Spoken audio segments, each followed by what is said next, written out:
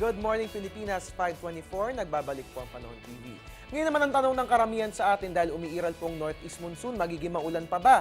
Abay silipin po natin yan sa pamamagitan ng Project NOAA ng DOST.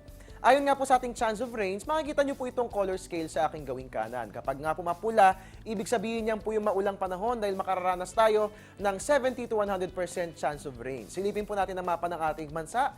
Dito po sa Luzon, mapapansin po natin mapula. Dito po yan sa Cordillera Administrative Region. Ibig sabihin po niya makararanas po tayo ng rainy weather dyan pero walang dapat alalahanin dahil ito'y dulot ng amihan so hindi po magiging kalakasan ng mga pag-ulan. Puntahan po natin ang Visayas, makararanas po tayo ng maulang panahon, dyan po yan sa Bacolod kasi mga mapula nga po dyan at ganoon din po yan sa Southern Leyte.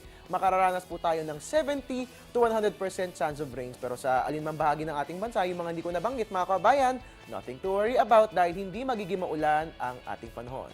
Para kayo mismo ma-access nyo ang ating Project NOAA, pwede pong bisitahin ang ating website www.panahon.tv. At mga kabayan, huwag po kayong aalis, magbabalik pa po ang Panahon TV.